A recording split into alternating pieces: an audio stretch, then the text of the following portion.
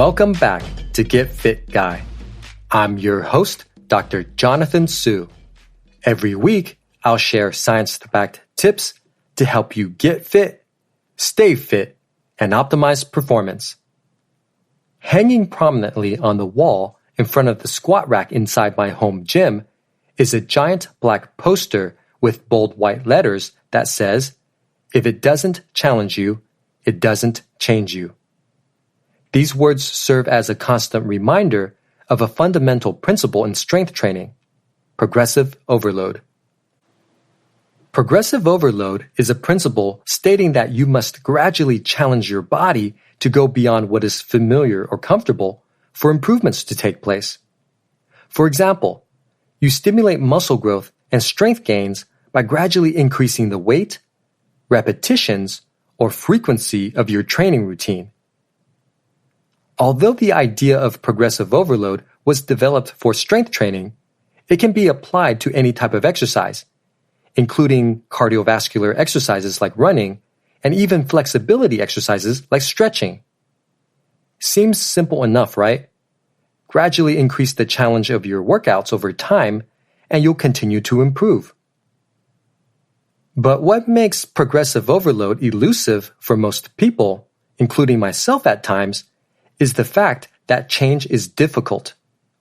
We like what's familiar or comfortable, and we generally try to avoid change as much as possible.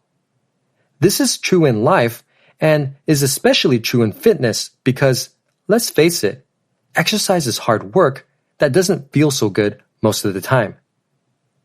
I could get better results on my cardio days if I just up my pace on the rowing machine.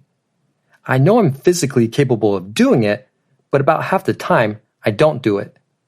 The truth is, I have a healthy disdain for cardio, and I'd rather not deal with the additional discomfort that comes with pushing myself harder.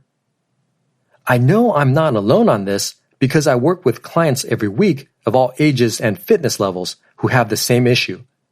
In fact, changing our baseline physical activity level is so challenging that there are entire lines of research dedicated to investigating this in overweight, older, and healthy adults. Even for people who are more active, it's easy to get stuck in a familiar or comfortable fitness routine that yields little to no results. How do we get ourselves to challenge our bodies to go beyond what is familiar or comfortable so we can improve our fitness?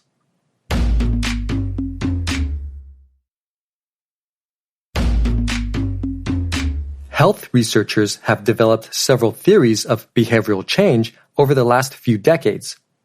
Having worked with these theories for some time, I've put together the following 5 steps that I've found to be effective for helping overcome the challenge of change. Step 1. Acknowledge and accept. It helps to acknowledge when it's difficult to get the body moving with exercise. It's okay, you're not alone. We all feel this way from time to time. Even Arnold Schwarzenegger, the actor and 7-time Mr. Olympia of bodybuilding, has mentioned how difficult it can be for him to get motivated to work out. There's no need to suppress or bypass these feelings. It's better to acknowledge these feelings so they can be processed and let go. At the same time, we should accept the fact that what doesn't challenge our fitness won't change our fitness.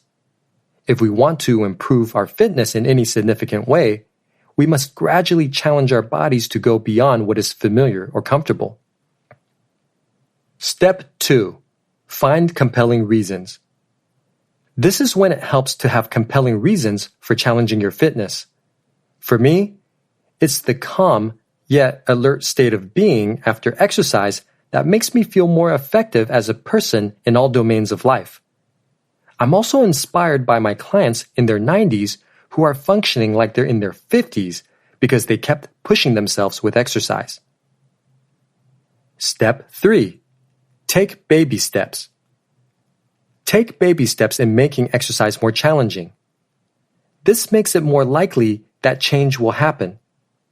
Adding the tiniest increment of weight to strength exercises, decreasing rest breaks by 10 seconds between sets, or running at the same pace for an additional 30 seconds on your next workout are examples of baby steps.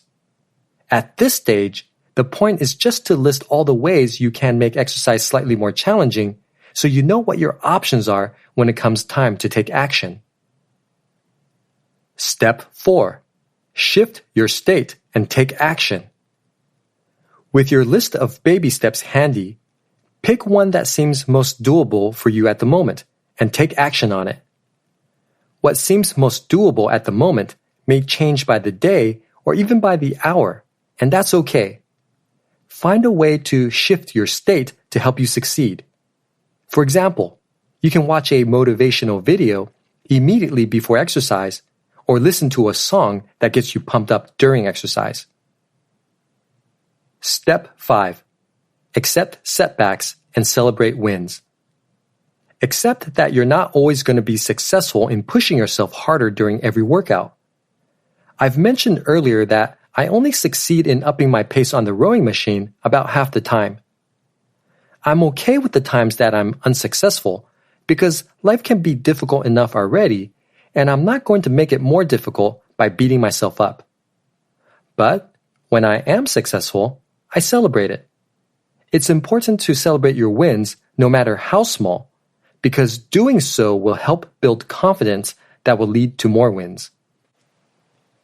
Are you ready to put this knowledge to use with a 5-day change challenge?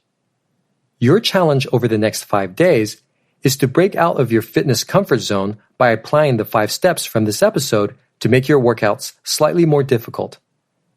You can use the steps with walking, running, biking, swimming, strength training, stretching, or any exercise you can think of. Give it a try and let me know how you feel.